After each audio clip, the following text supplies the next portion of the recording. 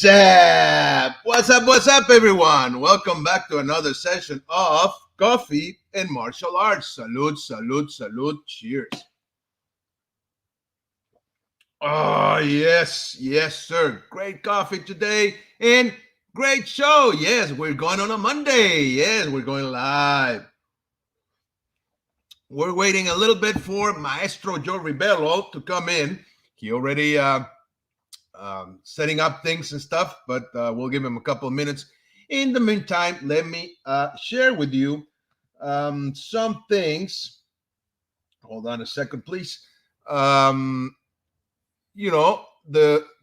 make the usual announcements. Okay, please like and share this video. Remember that we are going live through our Facebook page, Master Frank Soto Kinetic Dragon. Okay, so it really helps when you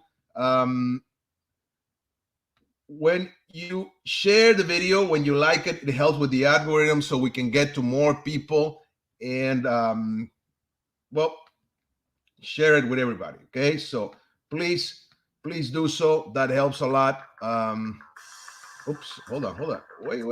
There we go. So that would really help. Okay, we're also going live through our YouTube channel, the Kinetic Dragon channel. Please subscribe, like the video, and click on the little bell so you get notified every time we go live. Okay, we're also going live through the Internacional with a C Hall of Fame page of Argentina.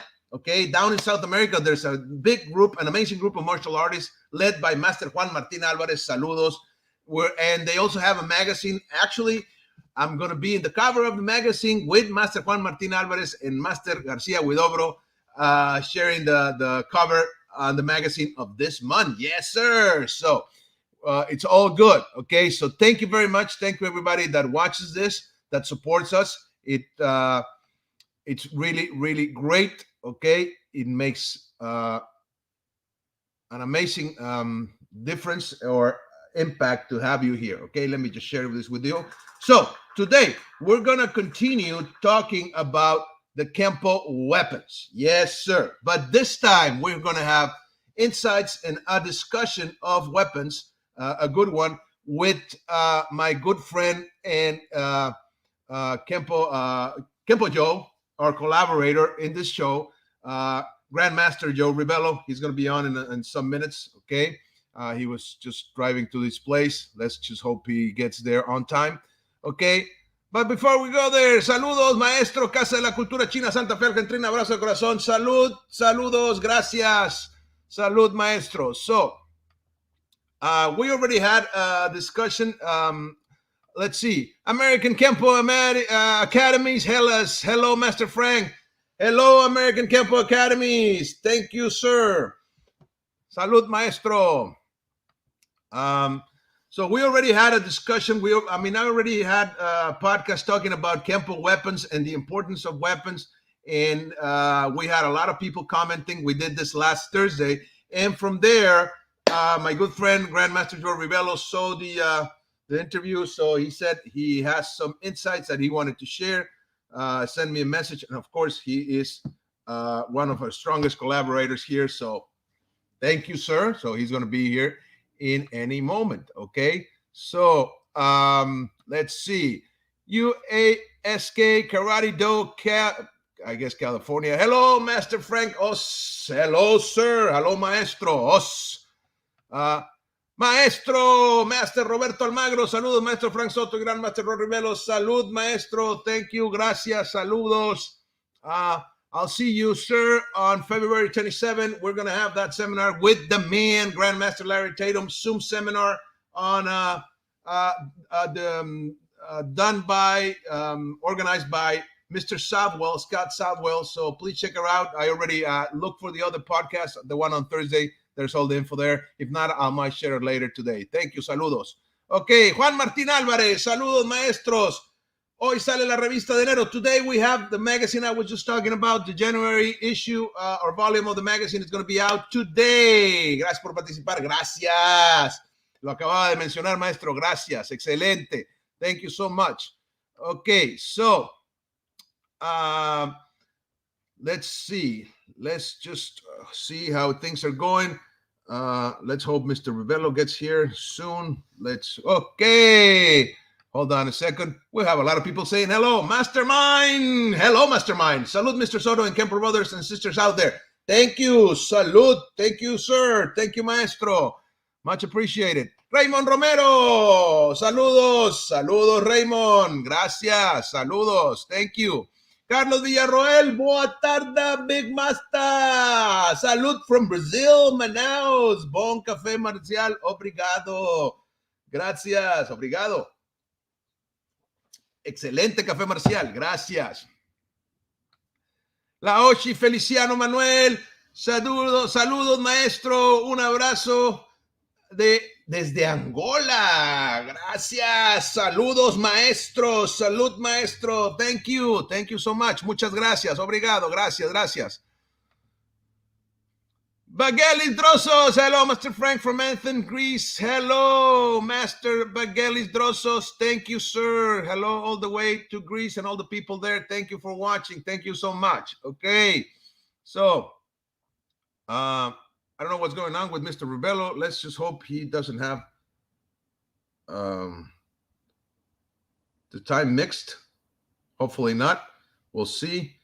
Okay.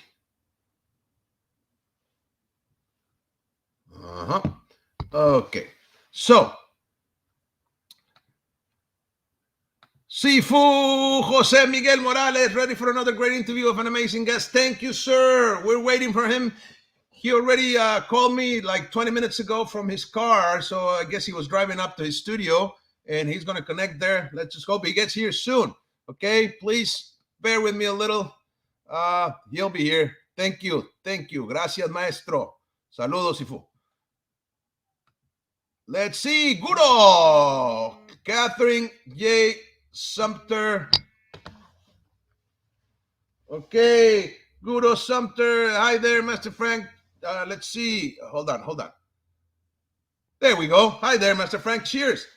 Hello, Guro Catherine. Cheers. Thank you for being here. Always a pleasure.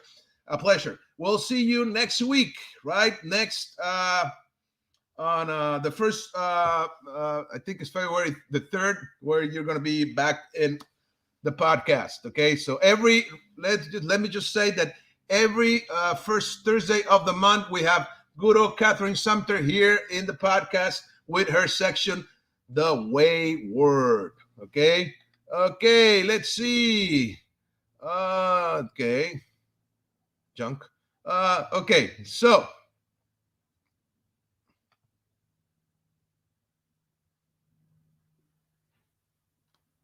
It doesn't matter. Today, we're going to talk about these little babies. Okay, we have it on video and right here on the live show.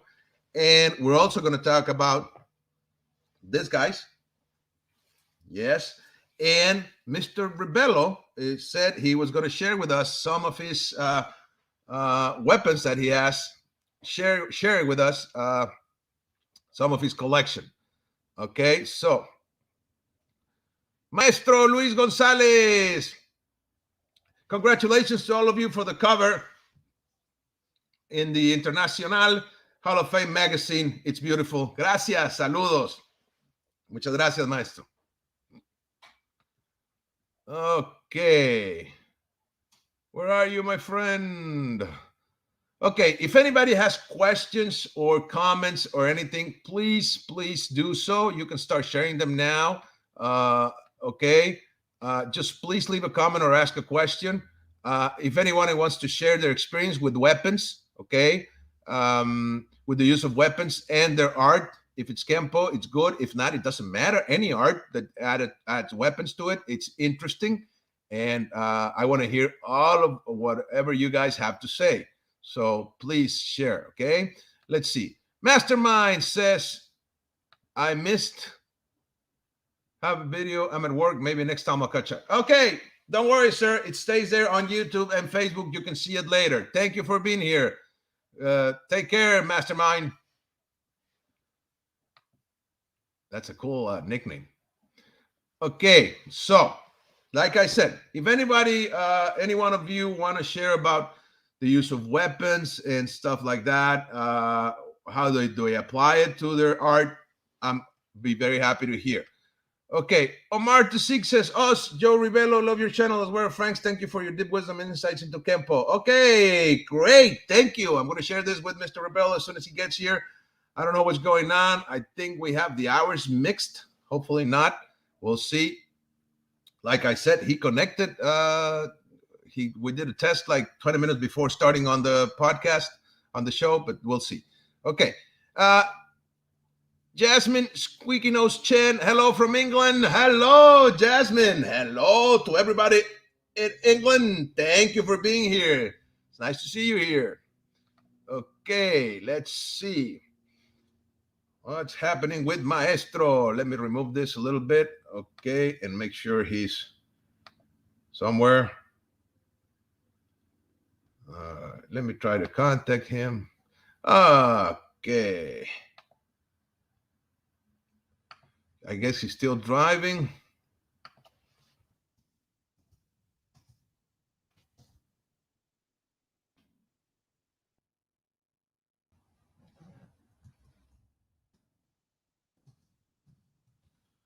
Okay. María López, salud, mi estimado, saludos, mi estimada, from Argentina. Let the success continue. Que sigan los éxitos. Gracias. Thank you. Muchas gracias. Que continúen los éxitos. Claro que sí. So, okay.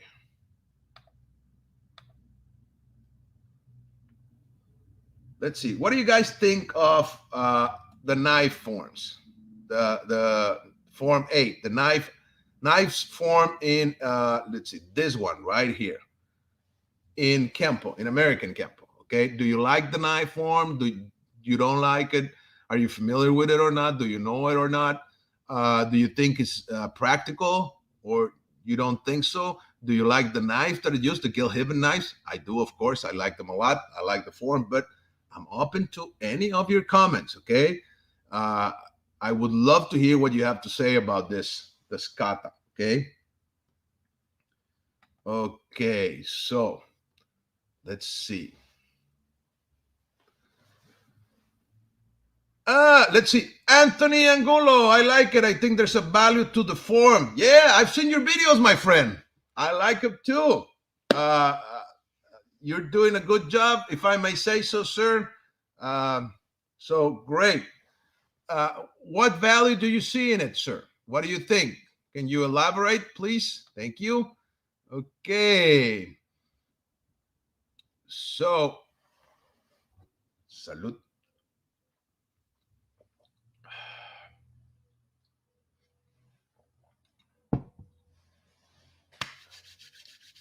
Amazing.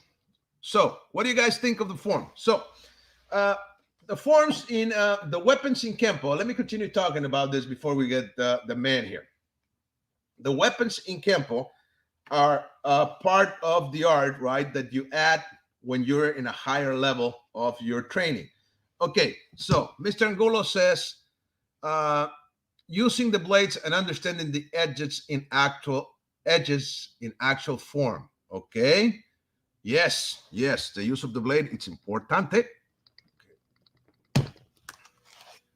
Okay. Actually, I have it taped so I can train with it. And you know, that's a good thing to do when you're learning the form or when you're applying it with somebody else. And since I use this with my students, well, I have it on, always put a little bit of tape there, okay, to make it a little bit safer, okay? Okay, Martín Pérez, saludos, salud, thank you, gracias. So, using the blades and understanding the edges in actual form. So, yes, okay, so when you're using these blades, okay, one of the things is not to stab yourself with the knife, right? Or cut yourself, okay? So how to move and how to use the movement of, you know, your Kenpo motion, right? And not cutting yourself with it. That's important, right? So when you do this kind of stuff, or when you do the knife set or the finger set with the knives and all that stuff, right? So you're not cutting yourself with it. That's important to learn and understand, right? Okay, Anthony Angulo says, yep, 100%. Thank you, sir. Okay, Axel Cardenas Sensei. Hi from Chile, second home nation of American Kenpo Karate. Yes, cool. Hello. Thank you. Saludos, Sensei. Salud. Great. Or I should say, salud. Right? Okay, nice. Thank you. Gracias por estar aquí. Saludos. So,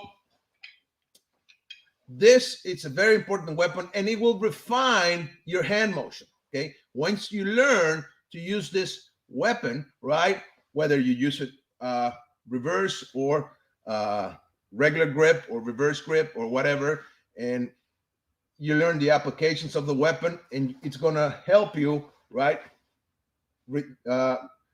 refine and become more accurate or more precise with the use of your weapons, right? So it's important. There are very heavy knives. That's also an add to it. It's like having some, a little bit of weights. So it makes you move different. If you can master this, when you go empty-handed, it's much easier, right? And the other thing that I like about the weapons that really changed with the way I applied Kenpo and stuff is the fact that you need to be careful not to hit yourself, right? So, so when you're applying, like, let's say, one of the bad habits. Okay, Mr. Angulo says, I use the terms ice pick. Yes, great, ice pick and saber grip. Okay, cool.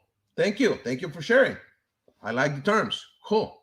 Okay, so one of the things that you really need to be careful is you stop slapping yourself. Okay, so you need to get rid of that habit.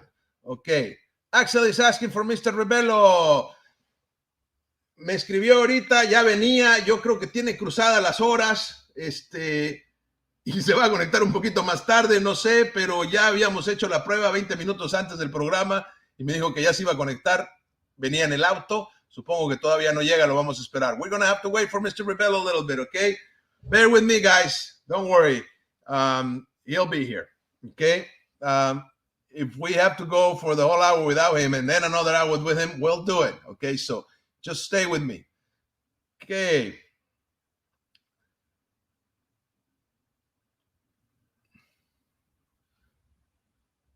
Let me... so that's the thing with the knives, right?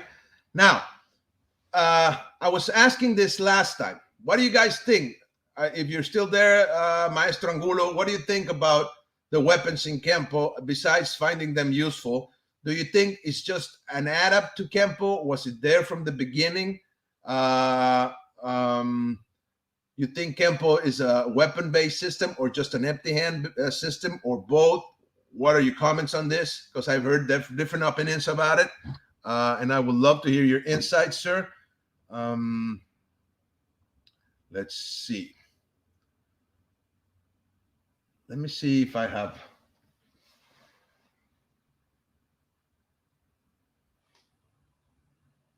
Okay.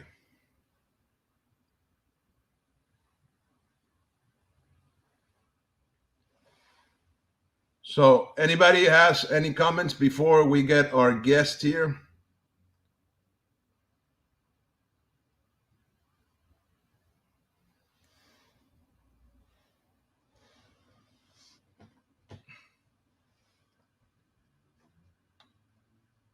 No?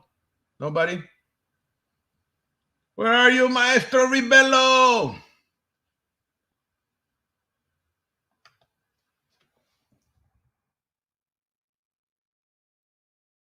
Okay, we have comments here. Alvin Waterhouse says, when should weapons forms be taught in your opinion when in the Kenpo's journey? And is there a particular order weapons should be taught? Okay, I believe Kenpo weapons should be taught at least at a brown belt level. Okay, because first you need to have the vocabulary of motion, empty hand, and then you add the weapon. So it's a process, right? So you need to get that progression. That's what I believe. In the first weapon, I think the way it's the order, it's good. I think starting with the staff set is a good idea because it's a longer weapon, and then go for the clubs. This baby's here. Go for the clubs, right? And then go for the knives. This guy's here. I think the order is correct. I like it. I really do. Okay. Then you can also add the nunchucks if you want. Not everybody does. You don't have to, but it's not a bad idea. Mr. Angulo says, not sure if it was there in the beginning. I have heard various stories from seniors who said Mr. Parker was not happy with the form and was revising it. Okay. But he did still taught the form. I think it was a good form, right? Because he did teach it to some of the students. There's a little of video footage when he was teaching the form to the late Senior Master Jim Mitchell, for example. He also taught it to Grandmaster Larry Tatum, and he taught it to some other guys. So I guess there is value in it, right? Alfred Magnan says, refine your sense of spatial awareness. Yes, sir. And not double factoring with blade as you can cut yourself. Okay.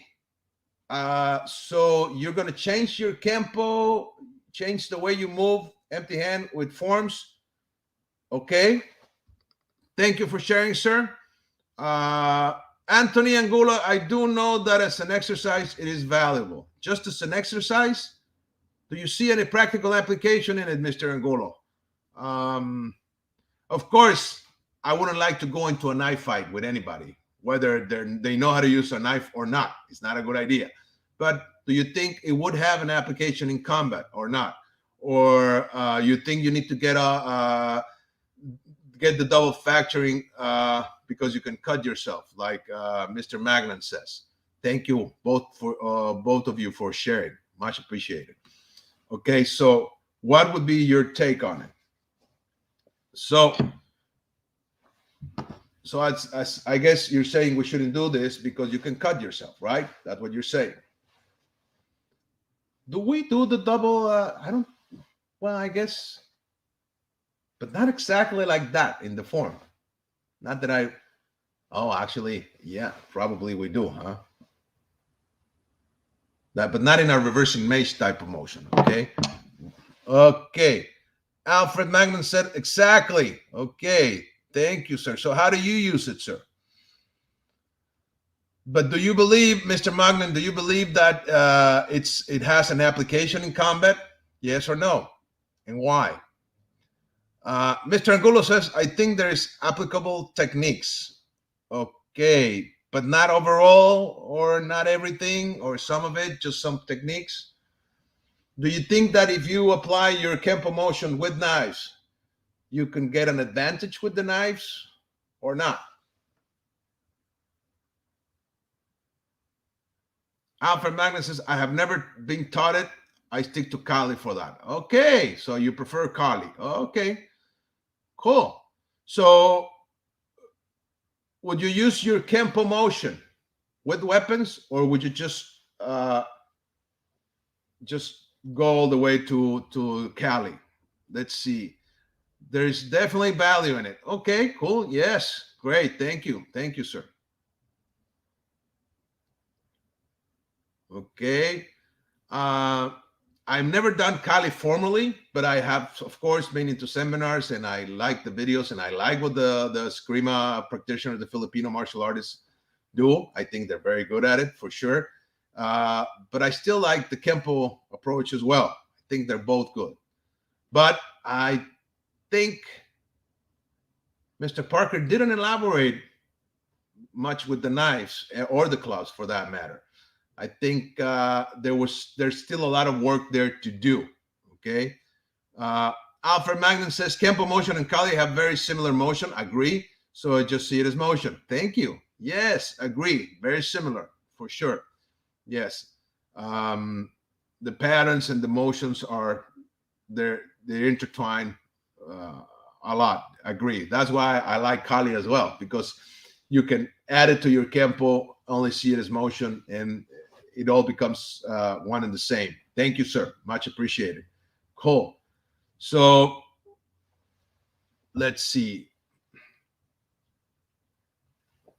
So I guess Mr. Rebelo is not coming in until noon, huh? Well, let's see. I already sent him a message, but he's not reading them. I guess he's still on the road. Ok, Alcides Luna, saludos Master Frank, feliz año, mis respetos y mis mejores deseos, gracias, saludos maestro, mis mejores deseos para usted también. Rafael Herrera, mis respetos, maestro Soto y un gran saludo desde España, saludos maestro Herrera, gracias, mis respetos también. Anthony Angulo says, think 5 swords with blades, you can use the weapons and the form have some stuff in it, I am still working on my understanding and application. Think of the hacking and slashing as different ways to use the tool, which we do in all the art. Exactly. Yes. Slashing and hacking. It's all there. So imagine if you have like the blades here and you start with whack, just to cut there and then go for the throat and the eye and then the gut and slash or whatever. Cut. That could definitely work. Or if you start from source from the short side of the circle, so you go up, cut that arm on the way up and then go for the neck and just go for the artery, whatever, artery. So I guess it will be a nasty way to use it. Thank you, sir. Felipe Muñoz González, saludos desde Buin, Chile. Saludos. Thank you. Gracias. So it would definitely be a cool way to do it. Okay. So let's see. So I guess this is going to be a long show, huh? For all of you guys getting there, just bear with me. Mr. Bello should be here soon. He already contacted me. He was on the road. I guess we have a little bit of time mixture. He's probably thinking we're going to start an hour later. So let's see if he can come here earlier. I already sent him a message, but he's not responding because he was on the way from his house to the studio, I guess. Okay, Mr. Angulo says, haha, yep, that is exactly how we use the art. Exactly. Yes, thank you, sir. Salud. So, now what about this, babies? What do you think of the clubs?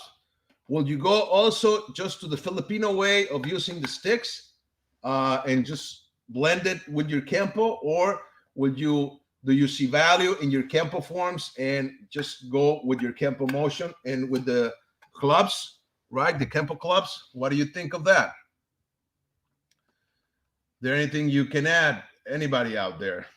Let's see. Let me share a little bit of that.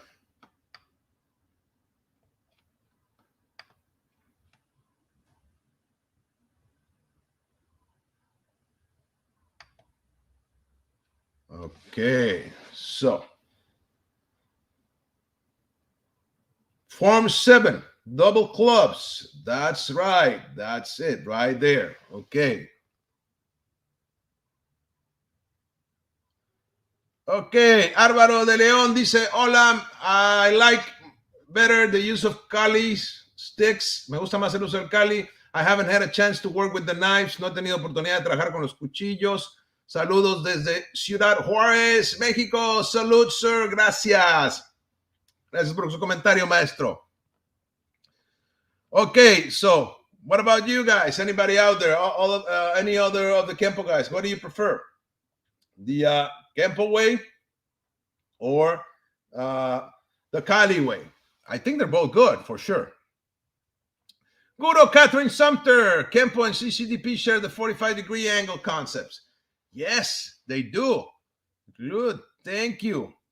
CCDP, for all of you guys that don't know, is Cacoy Cañete 12 Pares system. Thank you.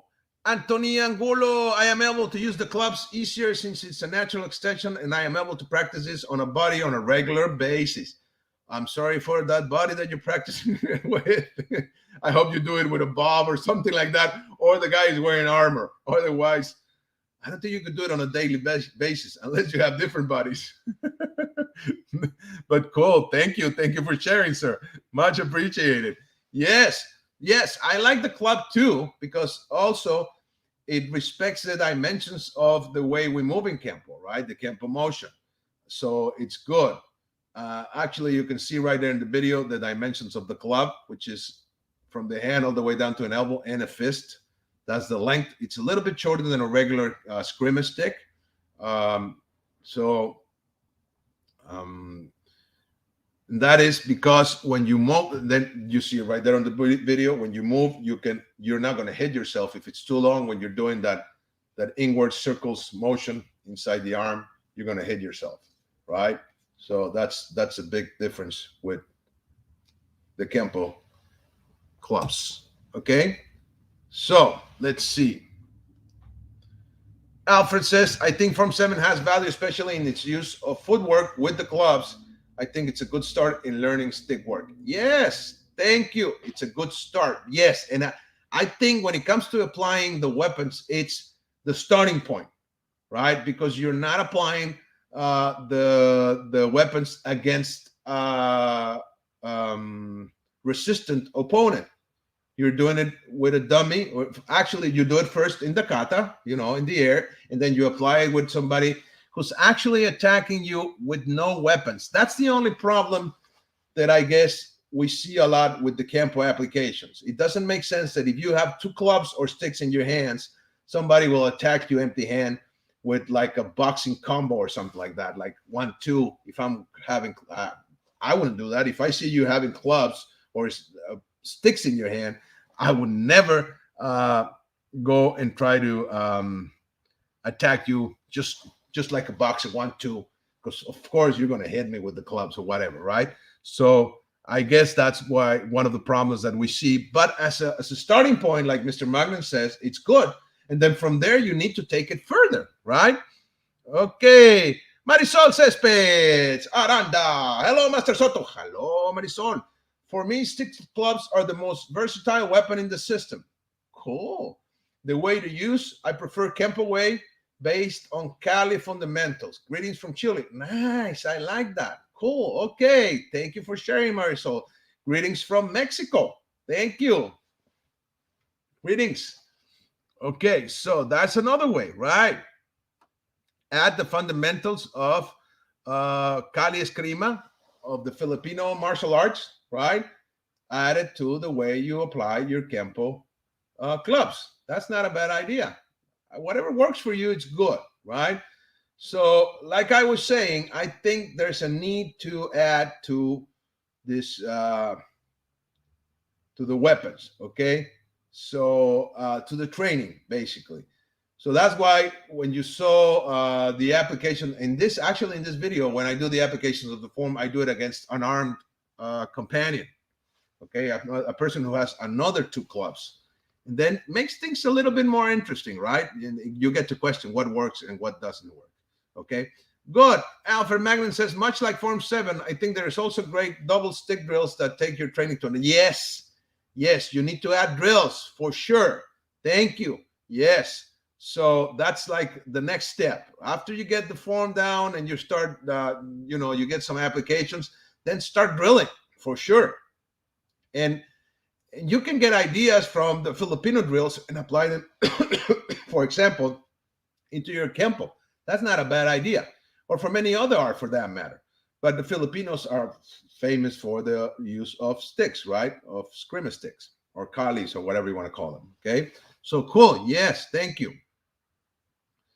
Let's see. Okay. Wow. We got a lot of nice comments. A lot of people saying they're sharing their knowledge and wisdom of the art and the way they used to apply the weapons. So thank you so much.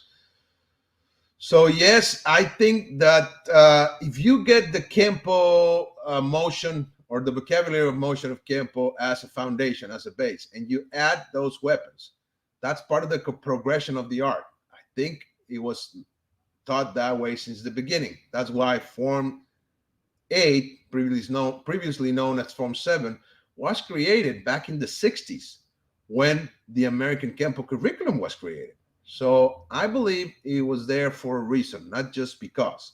I don't think Mr. Parker did anything just because. I think there was a reason in the teaching progression, okay? Because if you see Kenpo, you'll see that this was the creator, Mr. Parker, was a man who was very much into detail, okay, and into connections from one thing to the other, to the other, to the other. So I believe he did an amazing job. And I don't think that a man like that, with so much care of the details, would just add something just because, or because of marketing or some BS reason of that. No, I don't think so. I think he did it with a teaching purpose in mind. And that's one of the things I see in the Kenpo curriculum, or the teaching program, or whatever. Marisol Cespedes says, wrist torque is a key in basic drills. Yes, after applied in Kenpo text and after long 7. Okay, after you apply it to long 7. Right, great, thank you.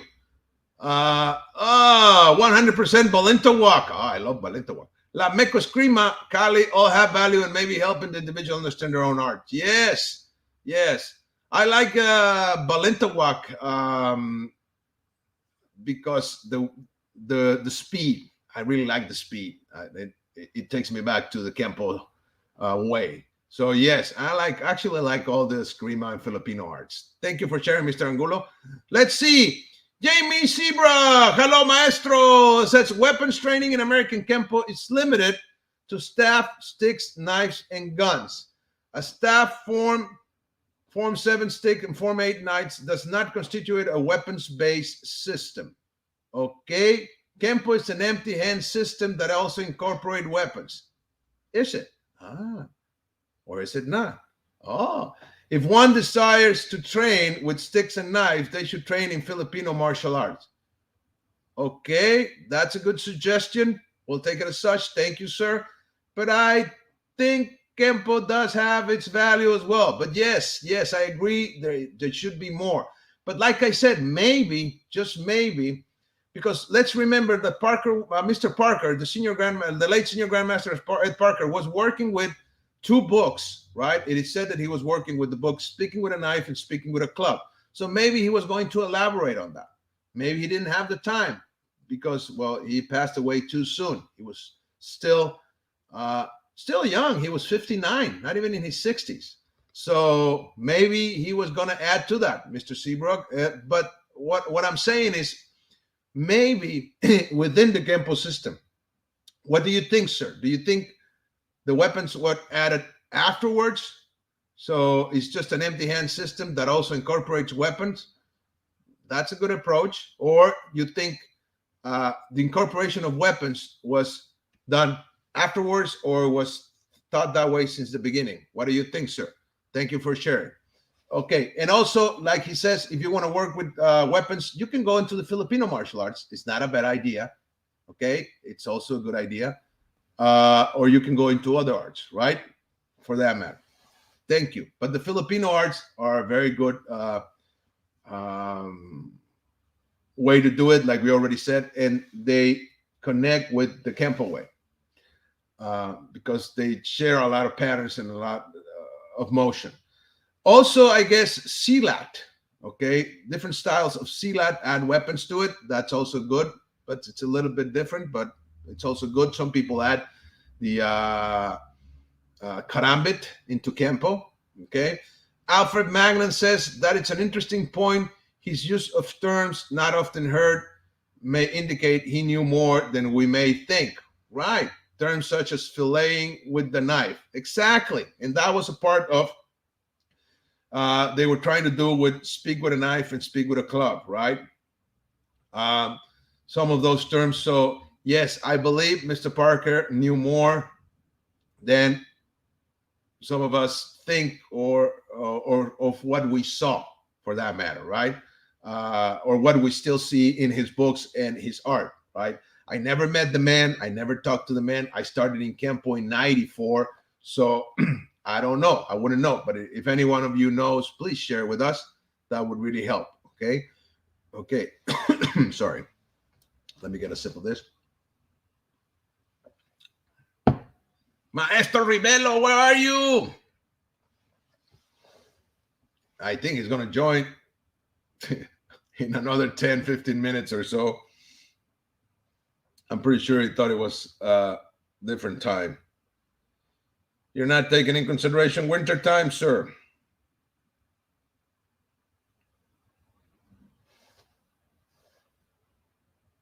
Okay, so let's see. We got more comments here. Scorch 1028. Hello, sir. We know that Master Parker got into many street fights in Honolulu as a young man. Yes.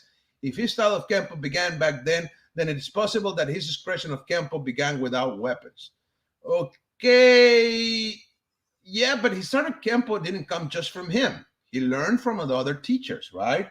So it's not just he didn't come up with Kenpo. He created the American version of Kenpo, but Kenpo already existed. So maybe he learned weapons from, I don't know, William Chow or any of those guys. I don't know. Okay.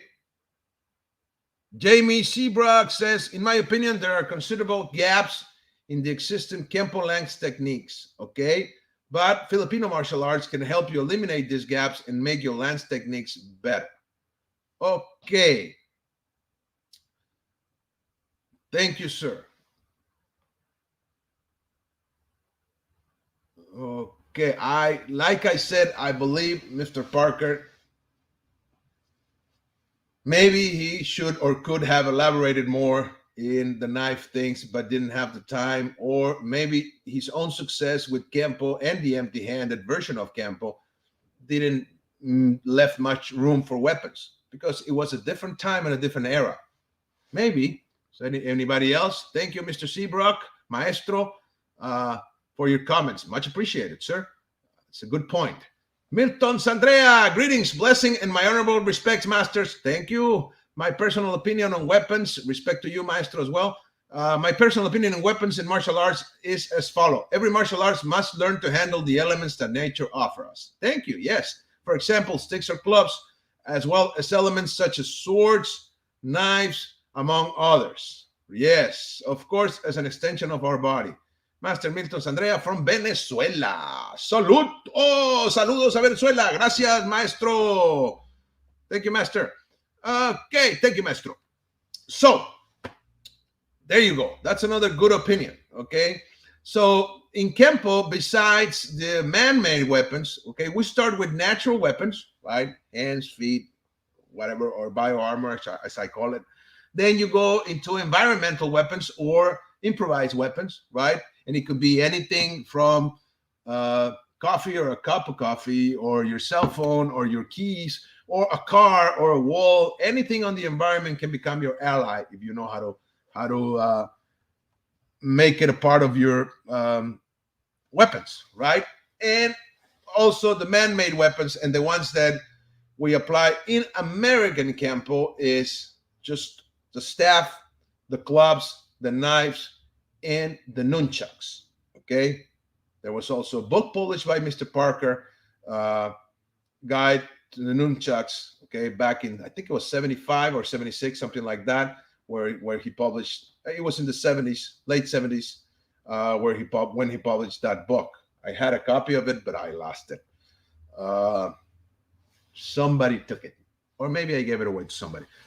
That's just me. Okay, so let's see. Okay, maybe we have Mr. Rebelo coming in.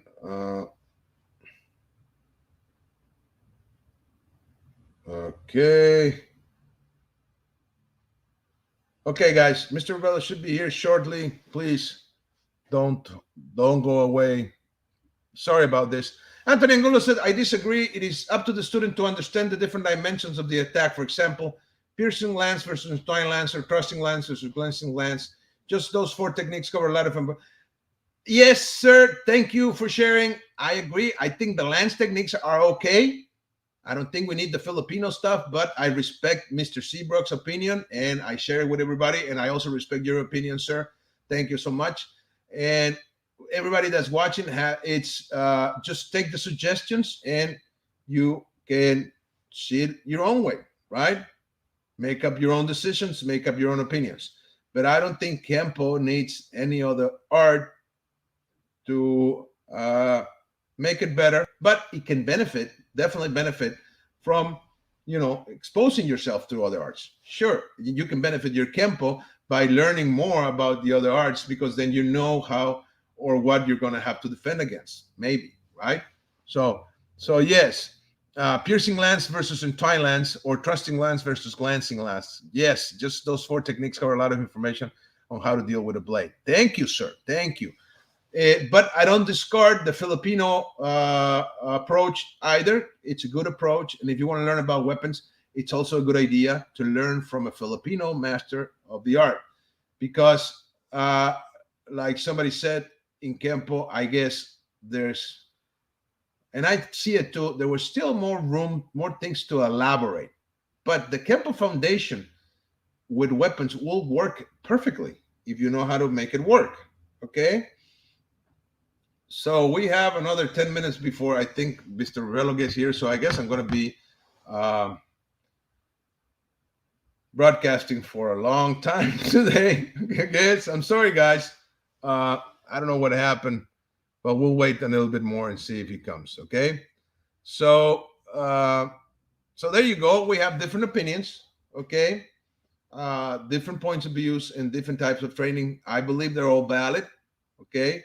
And it's up to you, the individual, the Kenpoist, the practitioner, to do what you think it's best. Okay.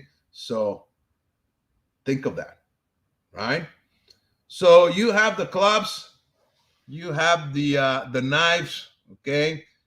And you also have the staff, right? So what do you guys think of the staff? Let me see if I can find it here. So anybody, opinions on the staff set, sir, or the weapon, the staff, the use of the long staff, right? So you think it's useful? You think it's good in Kenpo? You think there's lacking? You think there could be, I don't know, like better ways? Let's see.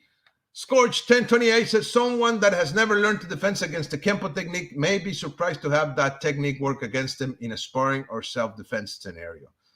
Okay, someone that has never learned to defend against the Kenpo technique may be surprised to have that technique work against them in a sparring or self-defense scenario. Okay, cool. Yeah, thank you. Anthony Angulo says 100%. I don't discount his opinion. Thank you, sir.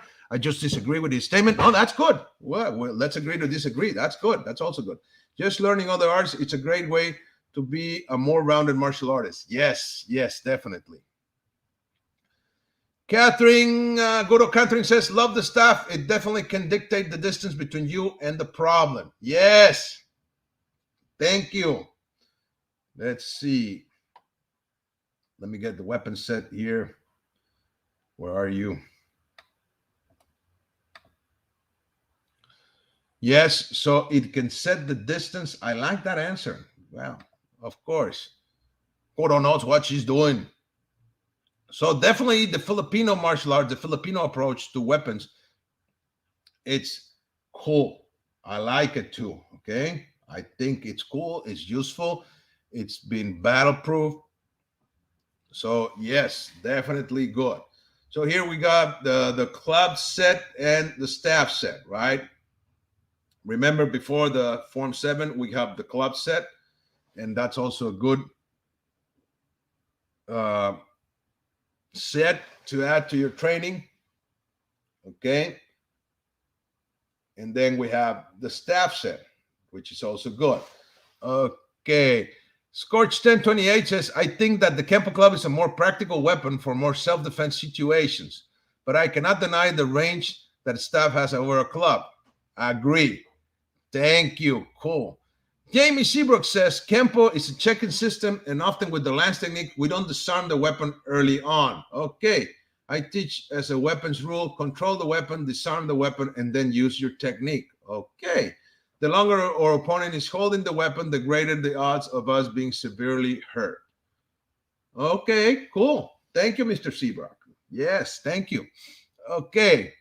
I really appreciate all of your input and opinions. I'm learning a lot from all of you guys. So thank you for sharing. Much appreciated. And Mr. Seabrook, I would love to interview you here in the podcast in the near future. I don't think we have ever, I never had the honor to meet you in person. I don't believe so. I could be wrong. But I know of your work and I would love to invite you to the podcast, sir. Sifu Jose Miguel Morales, a staff bow is an important weapon. Yes, staff or bow, which allows you to manage distance, engage more than one opponent, and make a quick transition between simple broom to a bayonet rifle. Ah, cool. This comes from a military man. As a training tool, it reinforces balance, coordination, and correct firm maneuvers and posture. Cool. Thank you. Thank you. Nice comments. Thank you, sir. Let me add here a little bit of, where are you? Staff. There we go. That's staff. Okay. Let's see. Okay, guys, the waiting, it's over. Thank you. Like I said, we have some problems with the time, but we have here the man of the hour. Yes, sir. Grande Maestro, my good friend and coffee and martial arts collaborator, better known as KenpoJoe. We have with us Grandmaster Joe Rebelo. He's just checking his camera. There we go. And let's bring him in. He is here. Hello, sir. Let's see. Hold on. There we go. Hello, sir. I'm so sorry. I thought we started the program on the hour. My apologies. I thought it was, 2 p.m. Eastern Standard Time. My apologies, ladies and gentlemen, but I assure you, I will be more than happy to make up for any delay. No, that's fine, sir. My bad. It was my mistake. I take full responsibility. I should have told you when you called me an hour ago, a little bit the time. I thought it's the I didn't know we were starting on the half hour. Okay. Well, I'm here. Let's begin the begin. Yes, sir. Please. The topic is Kenpo weapons. Yes, sir. So, first and foremost, again, there are several Kenpo weapons. Well, we'll start with that in a moment. Hold on. Let's start at the very beginning. So, the first weapon we learn in our Kenpo curriculum is the staff. Yes, sir. Now, the staff originally came from a much longer Kung Fu form that Mr. Parker had learned from one of his Kung Fu instructors. Again, Mr. Parker had several Chinese martial arts instructors that he studied with. Excuse me, no COVID. I have to coffee in, right? Where's my soda? Oh well. So anyway, so he was working with his Kung Fu instructor, and he learned this staff form, and it was very long and very repetitious. And this particular form, like several of the Kung Fu forms, moves to several different angles, 8 in total, actually. So Mr. Parker learned this form, and he in turn taught it to Chuck Sullivan. Well, Chuck looked at the form, and again, it was incredibly repetitious, the same movements over and over again. So he streamlined it.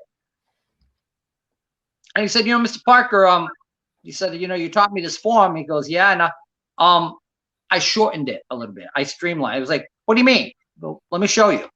So he showed him what he had done and took out the repetition of the various actions in multiple angles. And he goes, you know what? I like it. That's the way we're going to do it. And that became staff set. Now, staff set is designed in the Kung Fu circles to be an introduction to various. I got a question. Yes. Okay. I guess we have a little bit of a delay. Did Mr. Parker ever mention that he learned the form for such and such Chinese instructor or not? Did he ever mention it? He confirmed it with me when I asked him. Other than that, I've never heard him talk about it in public. No, you know what? No, that's not true. He did mention it at least once before that, because someone had asked him about it at a seminar, and he mentioned he had learned it, that he had learned it from didn't mention the instructor by name, but he indeed had learned it from another instructor. From another instructor. So,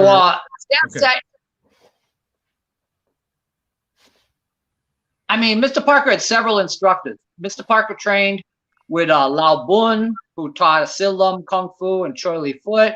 He trained with Ark Wong, and he worked with other instructors as well. Again, Ming Lum was a very good friend of his. Ming Lum, for those of you who don't know, was a very prolific Chinese martial arts instructor who at a young age had his hand. I believe it was a railroad incident where he had his hand cut off, but he had a hook. But Ming Lum was a well-known Kung Fu practitioner. So which one he learned it from, I don't know. But I know it was a much longer form. And again, several Kung Fu systems, especially like Choi Li Foot and Hung Gar, are known to be very repetitive. Doing a certain set of movements at this angle, then we turn 90, we go it this way. Then we turn 180 from that point, and we do in the opposite direction. So again, it could have been any of those sources. I haven't seen a form that looks like it could be the original version of it. But again, it was supposed to be, the staff form was supposed to be an introduction to longer weapons, such as the spear, the kwando, etc. Most people don't know that.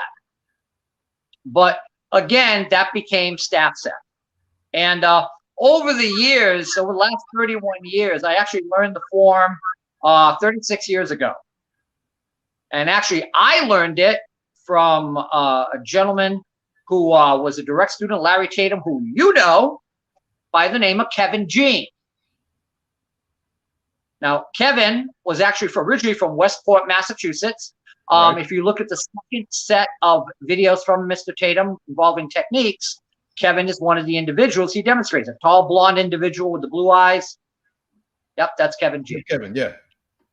So Kevin was actually teaching at a studio that he had taken over from another gentleman in the New Bedford area, and I met him, and you know, when he realized that I did do Mr. Parker's system and had worked with Mr. Parker and other individuals, he was like, oh, thank God, I'm trying to find people who know the system.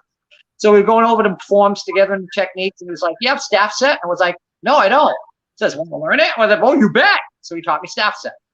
So that's where I originally got it from. And then later on, I got confirmation from Mr. Parker. He did a camp in Connecticut where he went over staff set. Also, I worked with Huck Planis later on as well on staff set as well. So I worked with different individuals to get different variations and more comprehensive understanding of staff set. Over the years, I've seen certain things change with the form. I've seen people change the set here and there. The most notable one that I kind of get irked by is originally there's a movement in the form. And by the way, the first thing is the form is designed to be done with a straight staff, not a toothpick bow. Because originally there is a vaulting movement in the form, and you can't do the vaulting movement with a toothpick. So I watch a lot of people delete that movement. Now, even for this is thin. I had this custom made, see the crest, and a wonderful yin yang with the dragon tiger on it, and wonderful decorative paint pattern and whatnot. But again, it's a straight staff. But even this is thinner. Now, if you look at the notes for the staff set, it recommends that you tape one end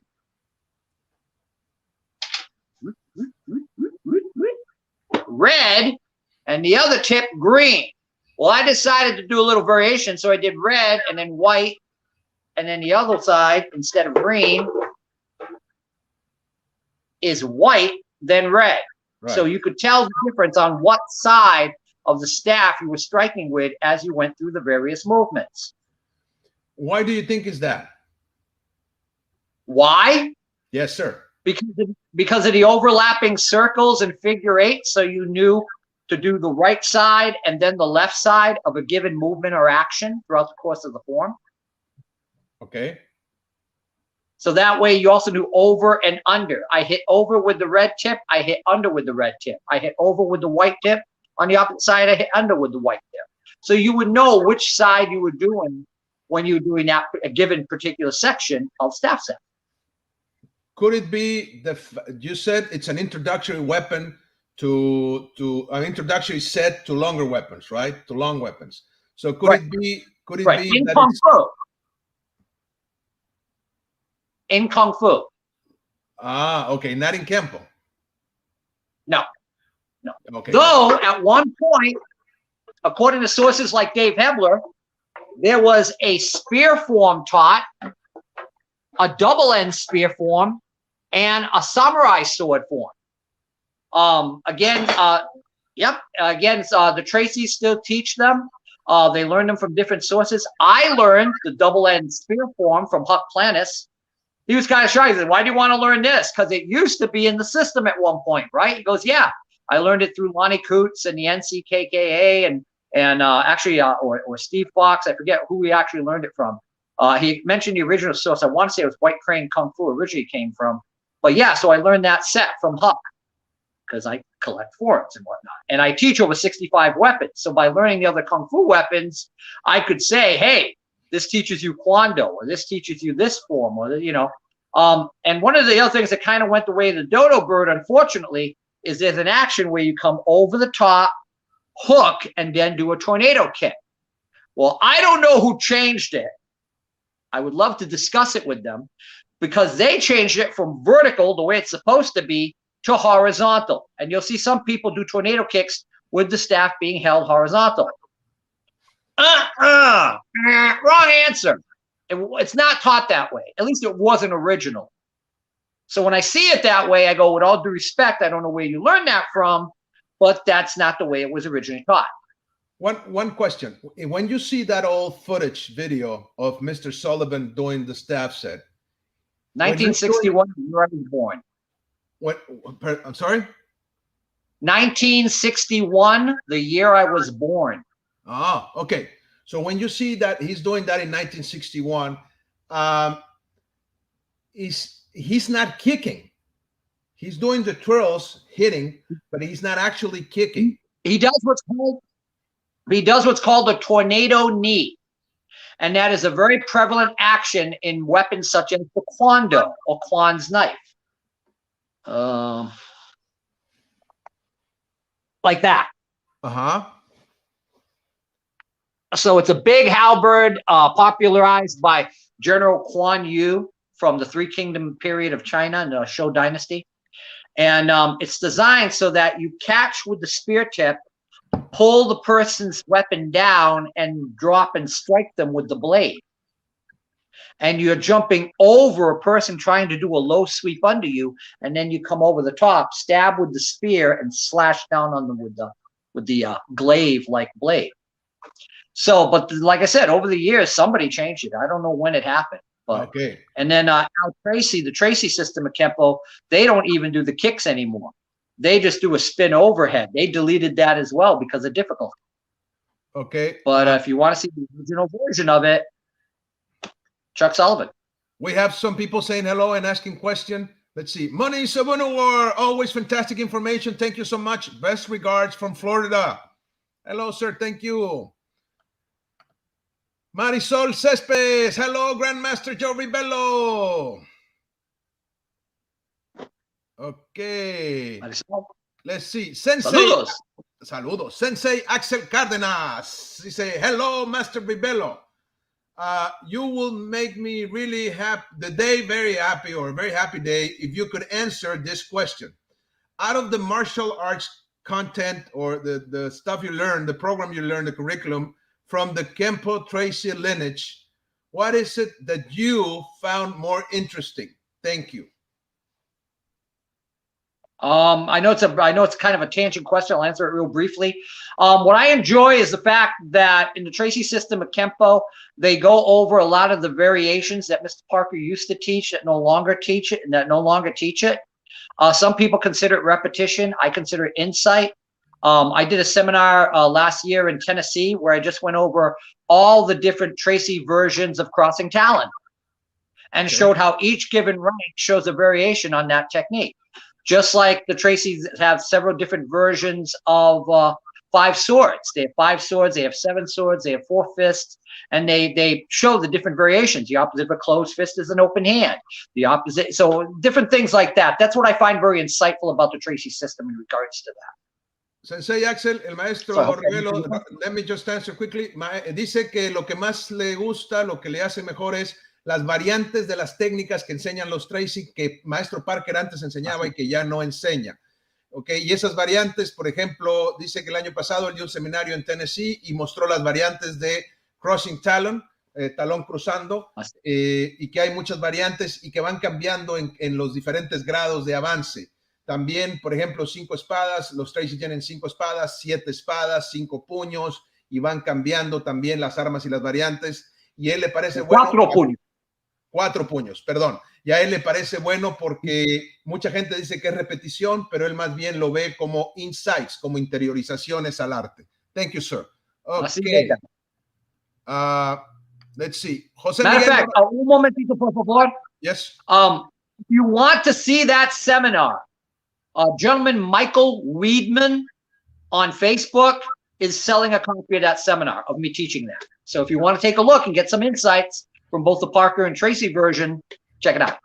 Okay, y si quieres ver ese seminario, un señor Michael Reedman en Facebook lo tiene a la venta. Weedman. Yeah, Weedman, like smoking weed. I don't do that. I'm saying that's his name. Weedman. Okay, Michael Weedman. Lo está vendiendo en Facebook, por si lo quieres ver. Ahí se ve las comparaciones entre el Kenpo de Parker y el Kenpo de los Tracy. Okay, thank you, sir. We have more people saying hello. Let me just say fast. In AKF, we have a spear form and a Chinese form. Sat Quan comes from the NCKKA era. Yep.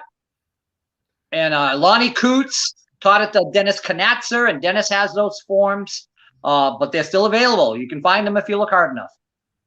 Salud to Mr. Kelly. Thank you. Jorge Uribe. So sorry I got late. You just got it. Llegaste justo a tiempo, Jorge Uribe. Perfect timing. Yeah, vamos empezando. Empezamos tarde. Así que a darle. Gracias. Saludos. Vangelis Drossos. Hello, Master Joe Rebelo from Athens, Greece. Oh, wow. Hey, thank you. Maestro Guido Polidori from Chile. Saludos a dos grandes de nuestro Kenpo. Salud. Usted es el grande, mi estimado Guido. Okay. Jorge Uribe says, Mr. Rebelo, would you say that the what if phase took the place of the variance of the techniques in Apex? Yes and no. I feel I enjoy the variance that I see from the Tracy system. I think we can do it to our own thought process, but it's nice to see a format where someone already did the work that Mr. Parker did. So that's why. Okay. And the time frame as well when Mr. Parker was creating the system at that time. I'm going to bring one more question and then we'll leave the rest for later so we can continue. Is that okay? Okay. You bet. Scorch 1028 says, Master Rebelo, I like the finger lock that Jeff Spigman performs in the gym fight scene in The Perfect Weapon. Is that finger lock part of Ed Parker's Kenpo curriculum? Yes, it's taught as part of short form 3. Actually long form 3 when we do the wiping action. And it's a real funny story real quick. There was a gentleman in New Hampshire, Stephen White, and I was doing that motion, explaining by says, no, it's not in there. I've never seen it before. So in 1986, Mr. Parker demonstrated that movement on me. And lucky me, I had it on video of him explaining it and going over it and demonstrating it. And I said, well, there's Ed Parker demonstrating something on me that's not in the form. So it's a little tough to say it doesn't exist when he's demonstrating it. He's demonstrating it on me. And then David German taught me a great action to go from this action to go into the aforementioned finger lock that Jeff Speakman does, where he would do that. And then we have, of course, spiraling twig. But what he would do, he would grab, instead of going this way, he would grab the fingers and break and then do the spiraling twig action and lock the person up in that position. So that was fascinating. And you talk about the what ifs and going outside the box. That was great. Hurt like hell, too. Okay, so I'll leave some of the questions for later, if that's okay. Sure. So yeah. Please continue, sir. Sorry about the interruption. Let's go on. Okay, so the second form, which later became the last form, was, of course, the knife form and the knife set. So a lot of people really kind of put this form down and the set, and they say, I'm just going to move this for a moment. And they keep saying, well, it's nothing more than finger set with knives. And I go, no, it's not. And by saying that, you show me that you don't know what you're talking about. You know. So let's talk. So let's go all the way back to Ed Parker's first and second job, which were instrumental in Ed Parker learning about edged implements. The first job he ever worked at, and I always tell a story where Mr. Parker and I in New Bedford were going out to get something to eat. We go to this Portuguese restaurant, and unfortunately the soda machine was broken down. Now remember, Mr. Parker is a Mormon, so as a rule, he doesn't drink strong stimulants, doesn't drink tea, doesn't drink coffee, really doesn't drink soda unless he has to, etc. But anyway, so we're at this restaurant, soda machine's broken down. So I ordered this Portuguese drink called Sumol. It's an orange-based one. Unfortunately, I get the last one. They don't have any more orange. And they go, well, we do have pineapple. And Mr. Parker kind of rolls his eyes, says, fine, I'll have pineapple.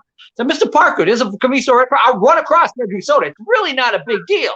They're not going to have, I know the owners, they're not going to have a problem with it because the soda machine's broken down. I'll go, no, you don't have to do that, Joseph. You sure, Mr. Parker? No. Okay, Mr. Parker, I got to ask. I saw the look on your face, sir. I know you're from Hawaii. Pineapples are plentiful. I saw that look on your face. Why? Joseph, the first job that I ever worked was working at a pineapple packing plant. My job was to take the pineapple and I would ream the outside spiked edge of the pineapple, and then I would core the middle of the pineapple so it could be sliced into pineapple rings. I did that job 8 hours a day, 5 days a week for 2.5 months. And by the end of 2 weeks, I never ever wanted to see another pineapple in my life. He followed that with a second story where he would talk about Elvis. When he worked with Elvis and they were on tour, Elvis would get on these kicks. He got on his pizza kick, and they had pizza morning, afternoon, and night every day for 3 weeks. And he said they had pineapple pizza, and I hated pineapple. I hated pineapple pizza because of that. So anyway, so fast forward several years later, where I am in my studio, at Artist Studio, one day somebody's throwing out this big metal tripod contraption. And lo and behold, what to my wondering eyes do appear is a 4.5 foot tall pineapple corer and reamer machine. And when I get to finally look at this device, it's got 2 different handles and it changes the blade. So when you ream it, it moves in one direction. And when you core the middle of it, it moves in another. This became instrumental in how Mr. Parker would take the blades and use a circular motion. Hold on. Come on. I know they're here. I know they're here. I'm sitting on them. So this is a wooden version of the Mark III I had made. And when we do finger set, it's designed to teach the 4 major angles that we learn, just like inverted horizontal, vertical, horizontal, inverted vertical, as depicted in Secrets of Chinese Karate, by the way, and Infinite Insights into Kenpo. These are to teach you the 4 elements of rotational torque. Now, when I do this, I learn, and I also learn levels of ranges of depth. Short range, middle range, long range, full rotational torque. This is designed to go underneath the eyeball to either ream the eyelid off the eyeball or to insert it in the center of the eyeball and cut the pupil out of the eye. Yeah, we're working with knives, baby. It ain't pleasant. Matter of fact, Ed Parker drew some photos that were supposed to be used with Speak with a Knife. Mrs. Parker was so disgusted by the photos that she swore she'd never publish the book. Now, I have read the manuscript of that book. Not all of it. So some people say, oh, the book doesn't exist. The book not only exists, it was done and finished. It was just never published.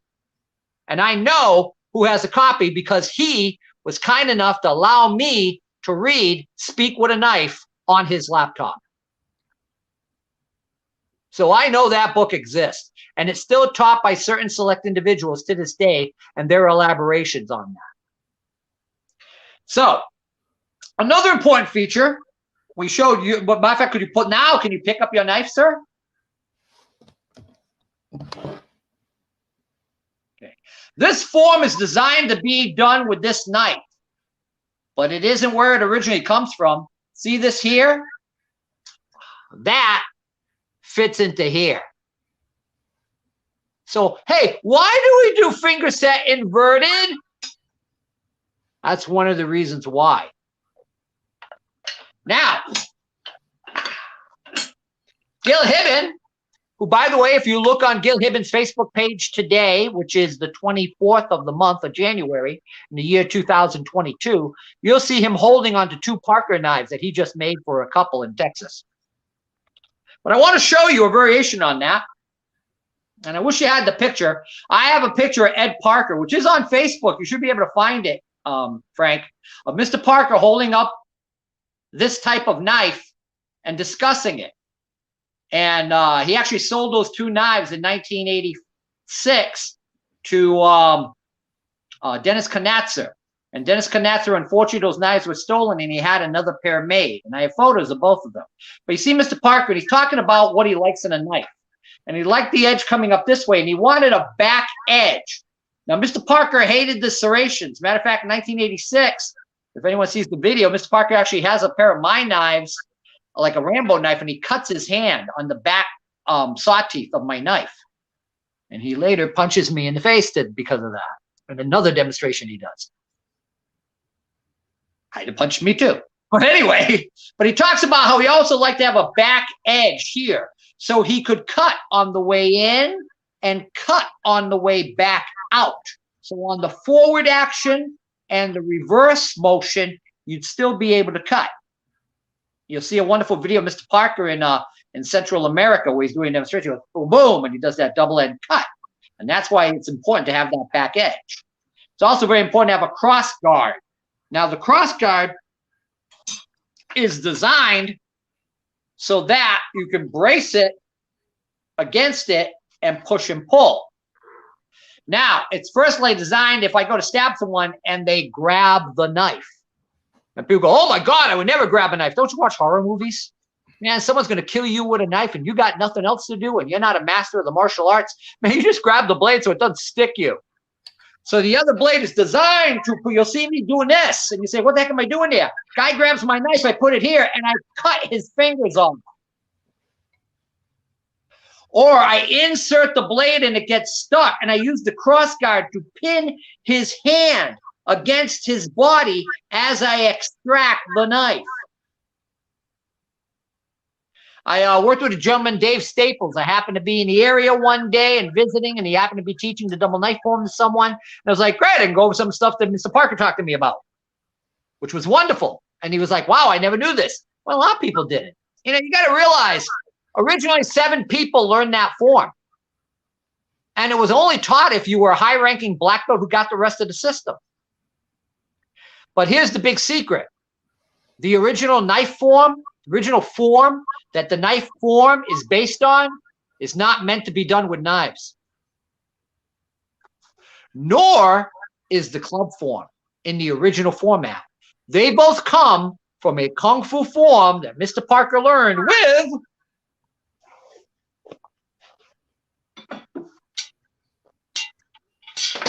butterfly knives.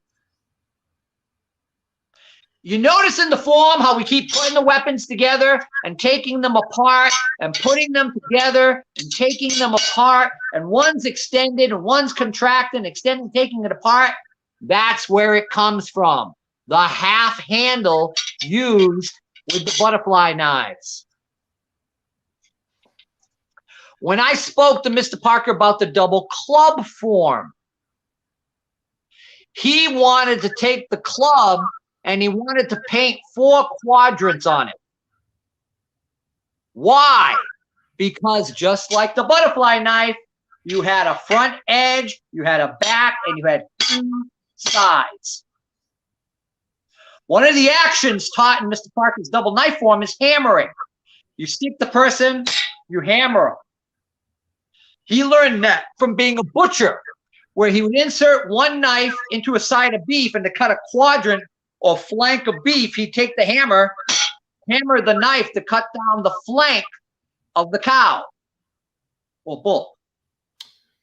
So there's a whole sequence where we go underneath, we're cutting it fingers off, or we've stuck it in there, it gets stuck, I put it underneath and I extract the weapon out. Again, the one thing we can't do with those knives is that, because we don't have that side prong. But yeah, in the form we do that, don't we? So now my recommendation to you as a Kenpo practitioner is pick up the double knives and do them with a set of double butterfly swords and see what you find out. Also, the Tracys have 2 butterfly knife forms. I'm not saying that where Mr. Parker got the idea from. I believe they learned it from a Douai. They actually learned 26 empty hand form and weapon sets from Douai, and that's why the Tracys do skylight staff and darkroom staff, and the spear and the 4-point spear. I have a question. Did you ever discuss this with Mr. Parker himself? Did he tell you they came from the butterfly knives particularly? No, but I could see, but when he told me the 4 quadrants about the club, I knew exactly what he meant and exactly what he was referring to. I knew that. As sure as I know my own name, I knew that. I was like, sorry for all that. I was like, okay, I know where you're getting this from. Now, the club form is also that format because there's certain actions you do. Hey, why do we do this with the double clubs? Notice when I do it with the knife, I put the knife across the front of his throat, and then I hit the back of his skull and impale him on the blade. Ooh, that's in the club form. Mm-hmm. Double, again, we call this tenderizing. Yet another term that Mr. Parker learned from when he was a butcher. So you take a piece, what do you do with a tough piece of meat? You take a hammer and you tenderize it. So, and I know this because Mr. Parker did it to me. He took my hand and he put it, knife in the sheath, and I went to stab him, and he went whack right on my thumb bone. That's why in the form, when you see this, it's defensive, it's offensive. The defensive action, I reach up, I slap the hand down, I slap the thumb. If it's flat, I clock across the knuckles, in and out, the windshield wiper motion. And then we move lower. In the double club form, we do the double action like hooking wings with the double clubs. We also do that in the various butterfly sword forms. Look up Chinese butterfly sword forms, folk, on YouTube.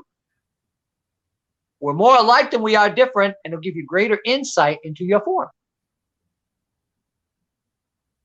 So now, does that answer some of your questions? I mean, you know the form. Sure. You know the form, Frank, so you tell me, is there any part of the form you kind of looked at and went, hey, why do we do this? Yeah, but a lot of the stuff, or most of the stuff you mentioned, it was taught to me by my instructor. I did learn it from and Mr. thank Tatum. God for Larry Tatum. Here's another Larry Tatum story about those double knife videos. So I'm going out with a young lady from Bakersfield, California. I was in the area. I was shooting a series of interviews. We shot, and God bless Larry Tatum. And I'll tell you why. Because Larry Tatum, it was New Year's Eve day. And Larry Tatum took the time to come from his home, to come to the studio and do the interview with me. Unfortunately, what I was not aware of was the internal audio connection in the camera broke. So I had the video, but I didn't have the audio, and had incredible insight from Mr. Tatum, taking the time to talk. Yeah, believe me, I kicked myself all over the place. I had interviews with Dave Hebler. I had interviews with Dave Hebler's brother. I had interviews with Frank Trejo. I had interviews with Steve Herring. I had interviews with Richard Frost, who still is ticked off at me to this day about it. And I go, look, it wasn't for me being greedy. The audio wire broke inside of it. Don't you think I'd want to release all this stuff? My gosh. Yeah, Frank Trejo I had interviews with on New Year's Day and in front at Steve Herring's school. I was like, oh my gosh, you're killing me. I'm dying here. But yeah, so we mentioned about Mr. Like I said, at the time when I went to interview Mr. Tatum, those tapes had just come out. And I was one of the first people to buy those first 2 tapes on the double knife form. And he also was kind enough to give me 2 posters of himself with the double knives that were from the photo shoot of the creation of the videos. And I'm eternally grateful to him for that. Nice. So, you know, very insightful, like I said, and always learning more about the knives and their understanding and how it cross-referenced to finger set and how to apply it. Extended and contracted and alternated. I got a question. You mentioned that there was a katana form in the Kenpo early days? Yeah. I don't know where Mr. Parker learned it. I mean, I know that certain people in like the NCKKA and the Tracy's, they have their version of it, which I don't believe came from Mr. Parker, came from a different source. But yeah, also Brian Adams had one that he had learned from another drummer, but I don't believe the form Mr. Parker did. But yeah, it was a katana form. How often you walk down the street with a katana? Well, yeah, but nobody learned it. Mr. Parker looked at the forms and he took out the forms that he didn't feel were practical weapons to use in today's modern world. Still matter of fact, the form, yeah, the club form was created because another story from Larry Tatum where he talks about how there was a particular Filipino stick instructor who was talking about doing a seminar at his school, and he was like, and Larry, being Larry, sat there and said, "No, we already do clubs in our system." "Oh, really?" "Oh, yeah, we've got a form and everything." "Oh, really? Fascinating. Okay, I didn't know that." So he calls Mr. Parker and says, tells the story. Mr. Parker always says, "So, we've got a club form, huh?" "Oh, yeah, a double one." "Really? What's it look like?" He says, "I don't know, sir. You have to make it up. You have to create it." No pressure. So, Mr. Parker, that's why, and that's another thing I'm going to get on people about, for lack of a better term, folks. I see people doing, hang on a second. Going to push you back a little bit. Beep, beep, beep, beep.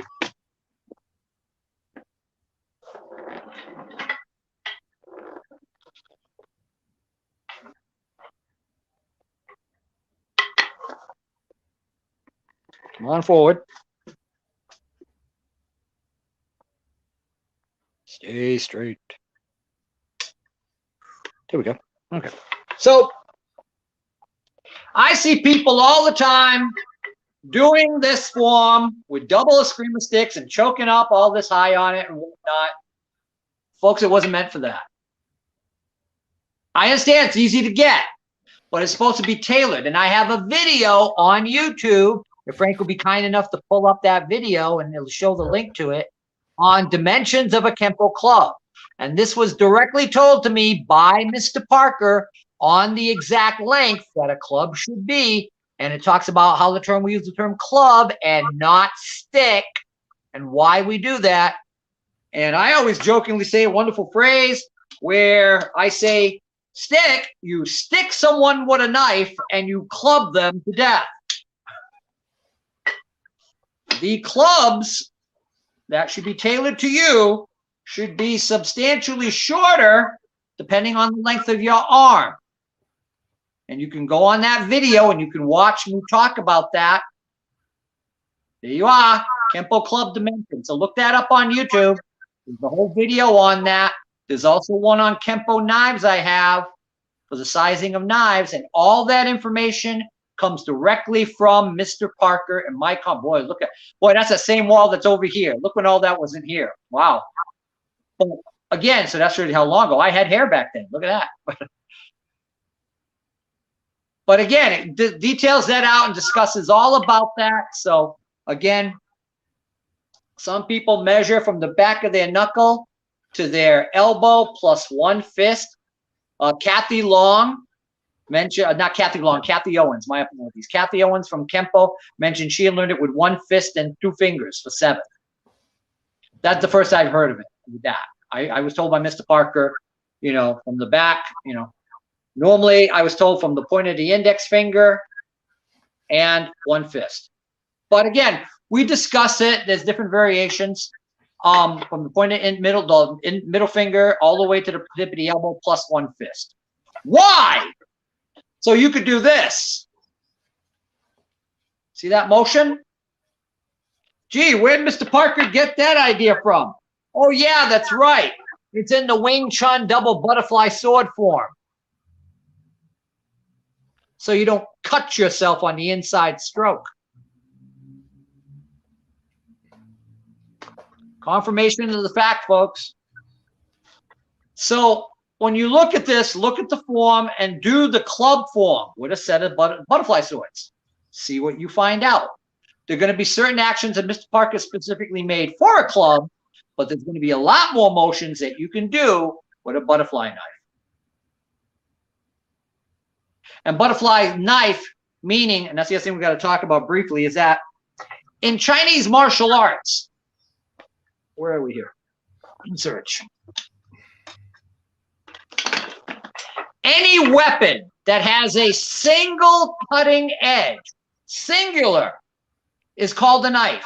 It can be 6 inches long, it can be 6 feet long, but as long as it has a single major cutting edge, the Chinese call it a dao, or in Cantonese, do, which is knife. Okay, but I just gotta ask, I just want to make sure. This is your findings, right? This is what you came up with. This is what you figured out. This is my discussion, talking with Mr. Parker about different things and getting confirmation of the fact by looking for the people that he worked with. But he never said he was the butterfly knife. This is your finding. Yes, but this is my finding based on looking at identical movements that are done in traditional. Matter of fact, I found one guy who finished up, and unfortunately, they only kept it on YouTube for a week, and then he deleted the video of his instructor doing a double knife form, and it ends with, on the sides, hammer, chop, slice, stab. That's what this is about. Hammer, chop, slice, stab. And it's done in the form. It's designed to teach you. And in Wing Chun Kung Fu, they do it in their form as well. Because the guy who created the Wing Chun double butterfly sword form was a butcher. So when you see the real traditional one, it's this, it's this, it's this, it's this, it's this. Why? He's a butcher. He's beating meat. Tenderize it. Chop it. Slice it. Stick it. Poke it. Next. You want a piece of meat? Chop. Hammer. Chop. Slice. Poke. Plop. Next one. And again, the cutting machine, right?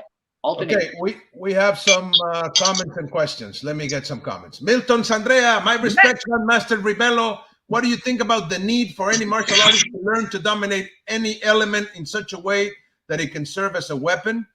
With respect to martial arts that do not use weapon, a martial artist must control any element and become one with it. Master Milton Sandrea. Well, I definitely agree with the unification of body and weapon. I didn't catch the first section that well. Unfortunately, I got real small print.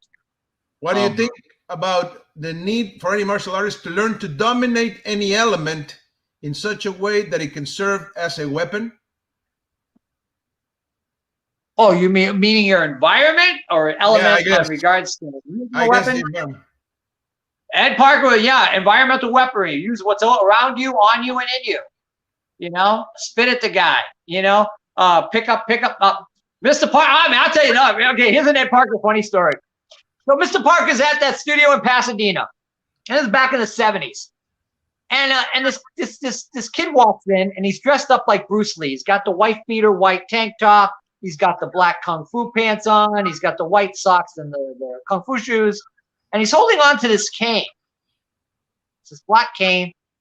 Mr. Parker was incredibly observant. Ever since the time he, as a small child, his mother would make him observe things. They'd play a game. So that he would have to describe the car, how many people were in it, what color was the car, how many wheels, and really made him very observant. There's another story, the shoebox story. He's at a school, and they bring up a shoebox, and he opens it up and closes it, hands it back, and the kids open the box, and he proceeds to describe every single thing that's in that box after looking at it for just a moment. His powers of observation were phenomenal. But anyway, so this kid's got this cane, and he's talking to him real slow. He goes, Mr. Parker, you think you're pretty fast, but I've got something that's faster than you. And he starts to bring up the tip of the cane, and he sees there's a point on the end of the cane. And the kid had what's called the ballistic cane. and he pushed a button, and it fired the end of the cane out at Mr. Parker. So Mr. Parker dodged it. Now Mr. Parker was a gun fanatic. He loved his firearms. Man, I remember Mrs. Parker talking about she had 2 Uzis underneath the bed, still in the box, that 2 of his students from Israel had given him as a gift. But he used to have a little pearl-handled Derringer that Elvis had given him. And he was wearing cowboy boots, and he reached into that, and he pulled out the gun, and he stuffed it right in the cheekbone of the guy's face. And he was just about to pull the trigger. Well, for those of you who know the Pasadena studio, there's this big, huge plate glass window. And he knew if he shot through that guy in the face, that the bullet would probably go through his cheek. It might not go into his brain. It might go out his other cheek and shatter that window. So he grabs the phone from the office table, the desk, and smashes this guy upside the head with the phone, whole assembly and all. Just blast him on the side of the head, knocks him out.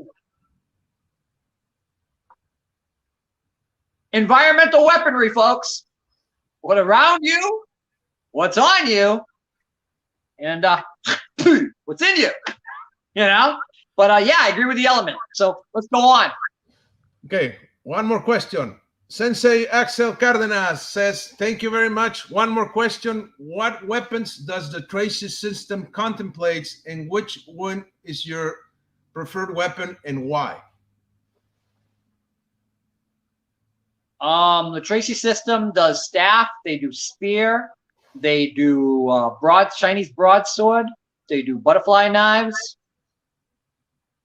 Those are the main ones I recall from the trade. Again, and I want to clarify something. A lot of people are under the misguided, like I had one guy the other day, well, you know, you were originally a Tracy guy. I was like, I was never a Tracy guy. What are you talking about?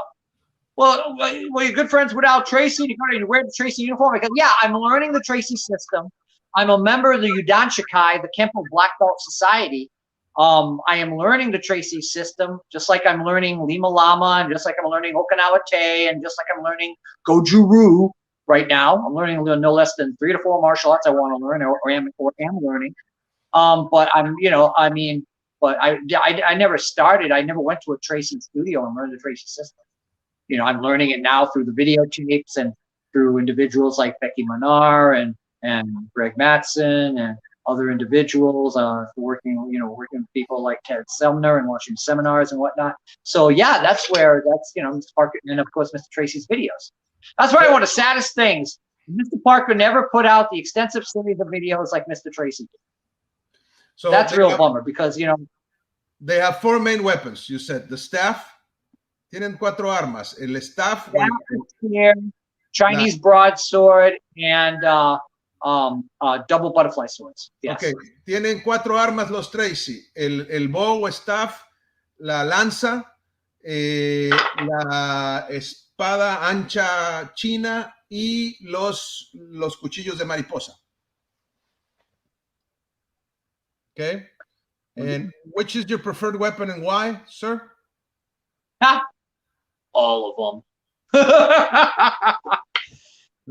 You know, when one person hits another, it's assault. When 2 people agree to hit each other, it's sport. When 2 people pick up something and hit each other, it's fun.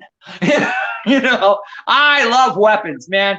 I love weapons. I teach 65 different weapons. People, how do you remember all this stuff? I have one photographic memory. I have a 162 IQ, and I don't have a life. I just love this stuff. And cross-referencing it. And that's how I know, because people say, well, how do you know that this is what Ed Parker got it from? Because the other arts and the other forms confirm the motions that Mr. Parker does in our forms. So it's confirmation of the fact. They're doing the exact same movements at many points. So it's obvious that's where Mr. Parker got the idea from. Okay. Next. Anthony Angulo says pizza and fried chicken. Ha ha ha. That's a Jorge Uribe says fried chicken. What's the fried chicken? Ouch. You mentioned it earlier. Danny Arnold getting gored in the eye with a Kenpo. Fight over. With a Kenpo Mark III. Okay. Let's see. Jorge Uribe, when I got the knives, I use them to perform short form 3. I had to think of the blade action and the target. It's not pretty. And then he asks, that's Jorge, right? Salute. So, hey, Jorge, I do short form 3 with a double pair of crescent blades. okay. And they fit beautifully with that. Matter of fact, I'll put out a video on it to show you. Jorge Uribe says, do you know if that butterfly knife form was from Choi Liu Fat or Hungar? Well, he worked with people from both systems, so he might have taken elements of each. I don't know the exact form, though I did see a gentleman who did a Hungar double butterfly sword form, as I mentioned, that had a lot of the movements. But it's the only time I've ever seen that particular form. The guy only had it on YouTube for like a week and a half, and he took it off. And I've been trying to find that form forever. Anthony Angulo, was there a spear set?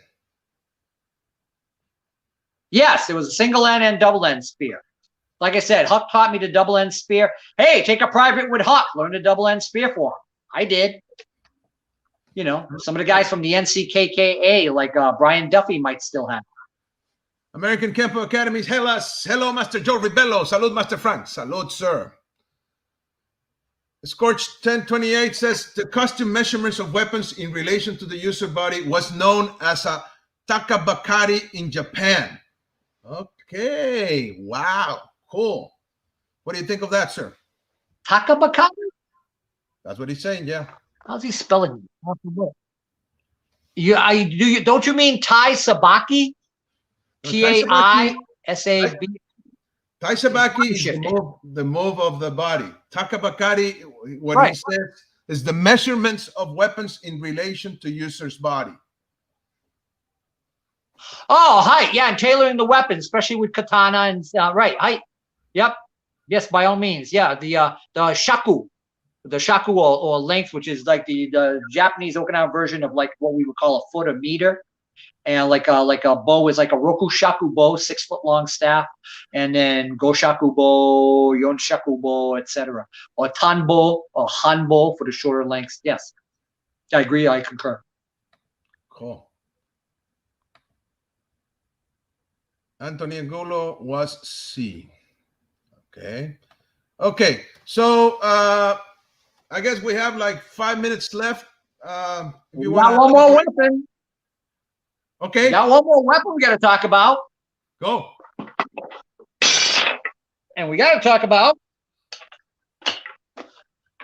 Where'd they go? Hold on. Hold the bus. We got to talk about Ed Parker's Guide to Nunchaku.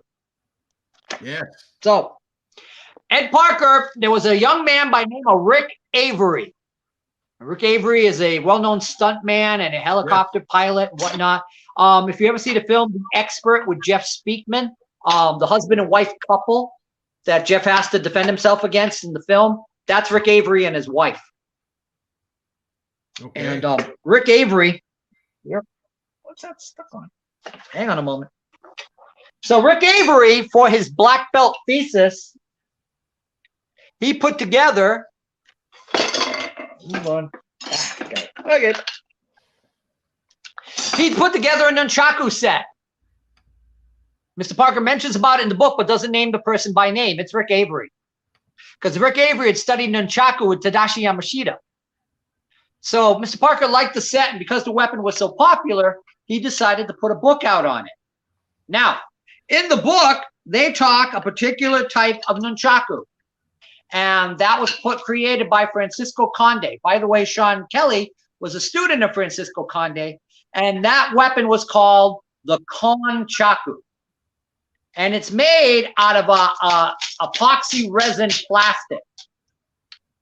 Now, I have to give credit where credit is due. Larry Kungaika, God bless you, sir, was kind enough to pass a pair along to me. He had found a pair at the studio and was kind enough to give me a pair. So I'm one of the few people that has an actual pair of Nunchaku. I even asked Sean Kelly. I don't think even Sean has a pair anymore. Now, in the book, you're going to notice something. When Mr. Parker mentioned about the length of the weapon, he mentions from the back of your middle knuckle to your elbow. Hey, I don't know about you. I had one made to that dimension. It's 16 inches long, dude. That's a long nunchaku. So, Mr. Parker, if you look at the end of the book, you're going to see a series of photos with Larry Tatum and Richard Planitz. And they're demonstrating techniques. And it's amazing how they have such control of the weapon that they swing it with such control that it stays in midair while they're doing the technique. Well, Huck would tell me years later that they had gotten a pair of Nunchaku from Mr. Parker from Conde that had a high-density steel cable between the two rods, so they could stretch it so it would stay and hold in place at the various positions while they were demonstrating the technique. Nice. Now, I myself, I've learned no less than 4 different styles of nunchaku. Chinese double-section rod, Okinawan nunchaku, Filipino tabak toyok, and of course, modern American interpretations of the nunchaku, or nunchucks, as some people call it. But yeah, so I've really seen different insights, and I really want to do. I started to put out, and okay, so there's a guy on eBay, Kenpo Man Steve, who is selling a copy of the Nunchaku seminar, one of a few Nunchaku seminars that were done with Mr. Parker and myself, by the way, where you see him demonstrate. It's like a 4th generation copy. It's a really bad copy. You know, Steve wasn't even at the seminar. I forget where he got it from. I don't think he got it from me. Could have, I don't know, but it's a crappy copy. If you want to get a better one, contact me directly, and I will pass you a 1st generation right from it, the original. You know, you know.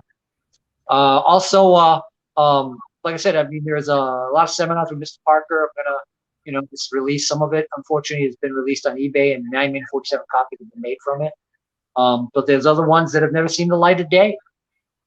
Matter of fact, since we're talking about that, I'd like to take a minute and talk about a friend of mine's, Harry Mock, who basically was a wonderful kung fu and Kaju Kenpo practitioner. Look on my YouTube channel for the episode Martial Arts Today TV I have with Harry right now. Unfortunately, he is suffering from COVID. He is in ICU right now. He is on a ventilator. His oxygen amount is just down to 50%. You know, there's a wonderful GoFundMe page that's being made available for Harry. You can see that on my Facebook page. I am going to be doing a fundraiser at the Action Martial Arts event. I'll be there this weekend, the 28th through the 30th of January. I'm going to be making 10 copies. And people say, well, why? I can see it here. I can see it there. Any funds that you give, all that money will go directly to his GoFundMe account to help with his medical expenses. So if you can help out, please do. And also, if you can, go to his GoFundMe page and help him out with his medical expenses. Please. It's my friend, and I want to help.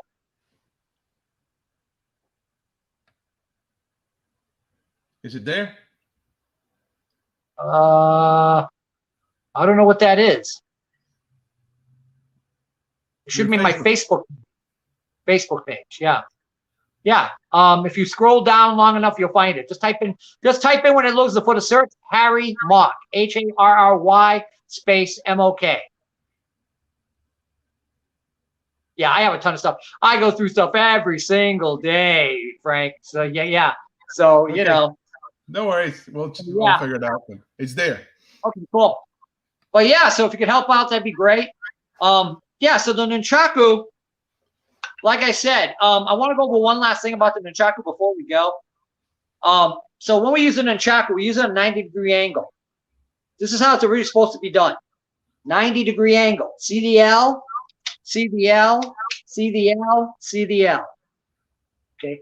There are people that cock the weapon back, and many years ago, I was at in Boston's Chinatown, and there was this 2 ladies and gentlemen are pointing at this poster of Bruce Lee. And I looked at the guy and I recognized him. I was like, hey, I know you. You're one of Bruce Lee's assistants on his movies.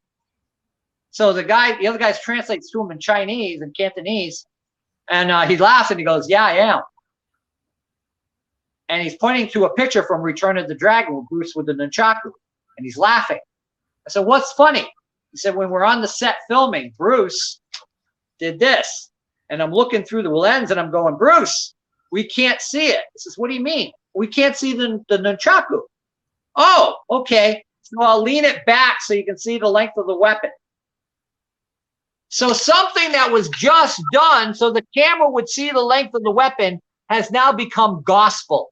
And so many people are doing it that way. But all it was Bruce Lee showing the length of the weapon for a camera shot. I find it's hilarious. But so, Mr. Parker, I have learned the nunchaku set, and I asked Mr. Tatum and also another person, Clyde O'Brien, if it starts off here and you do a 360 spin on the side, meaning it comes around, down, and you catch it and you shuffle. It's a very short set. It's nothing earth-shattering. And then later I see other people saying, oh, this is the nunchaku set. I go, ain't the one I seen, dude. You know, I learned that from Sasha Williams, and he taught it to me. That was at Pikesville, Maryland, at Joe Palazzo's school, which was later bought by Yitz Fleischman, and he taught me the nunchaku set. So, I have learned the nunchaku set, the original version of it. I've seen variations on it by different individuals. Other people might have created other versions because they didn't learn the original one and decided to put something out there as a nunchaku set. I don't know. All I know is the set I've learned. And the confirmation of the fact for that, Frank, is Kill the Golden Goose, the classic film with Ed Parker. But instead of using a nunchaku in the film, he does no less than 4 of the major drills taught in the nunchaku set with a chain as he fights Bong Soo-han in the final scene. And they're from the nunchaku set. Cool. Thank you. So, Much appreciated. Welcome. I hope you got something out of today, ladies and gentlemen. I hope, Frank, I was of some insight in some way, shape, or form. Oh, yeah. Oh, yeah. Sifu Jose Miguel Morales says, right, Brian Duffy's AKF keeps the old spear form plus 5 steps sets throughout our curriculum. As I said, comes from the NCKKA. Thank you.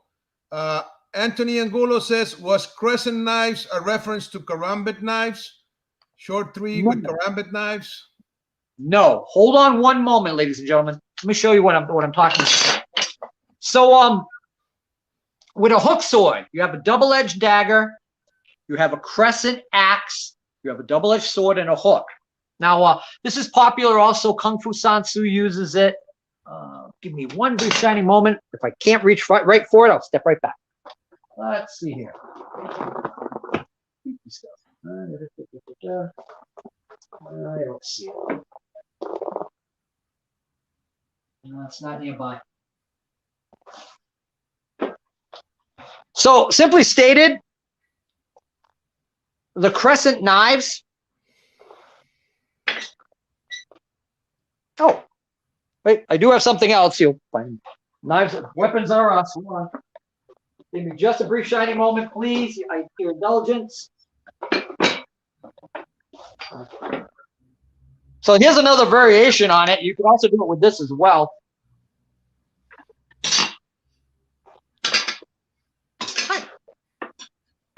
Here. So you hold it by the handle, and again, when you look at a hook sword, you'll see that crescent axe, like so. This is another variation. It's put out by Kaja Cutter, by the way, who does some great stuff. I'm going to move my camera just a little bit. Hi, there you go. And you can do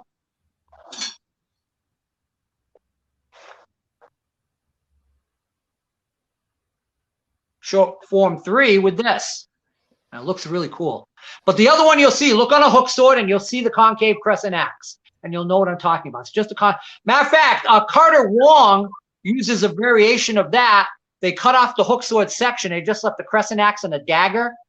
He portrays Wind in Big Trouble in Little China. And those are the weapons he's holding. Right. So you've got the dagger that you can stab with, the crescent axe you can hook and trap with, and axe and strike with. And also hit with the top section as well. Okay. And it's very similar. Jorge Uribe says, Mr. Rebelo really is a living martial arts encyclopedia and also a Kung Fu movies and Marvel comics connoisseur. Thanks a lot. All comics. Marvel and DC. Let's not limit ourselves. You know?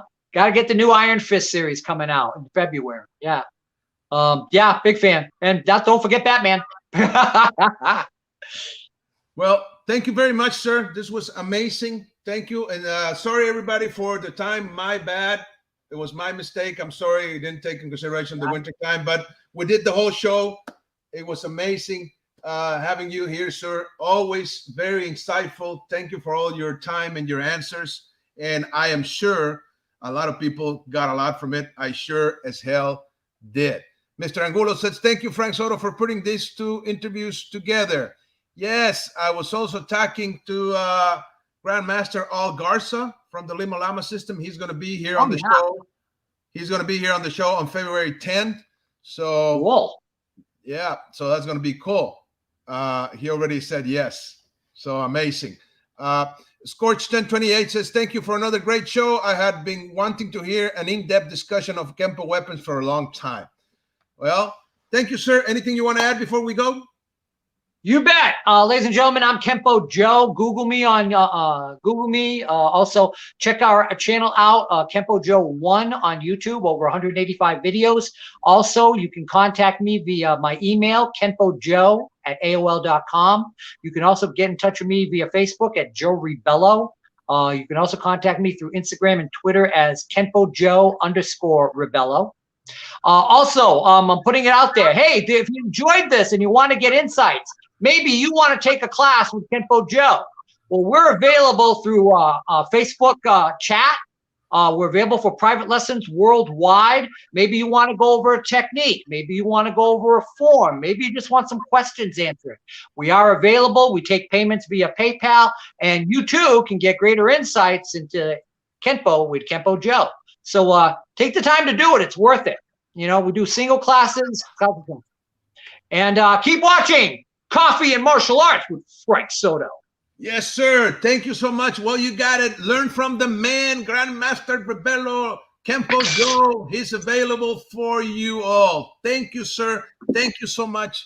This was very, very insightful and very interesting.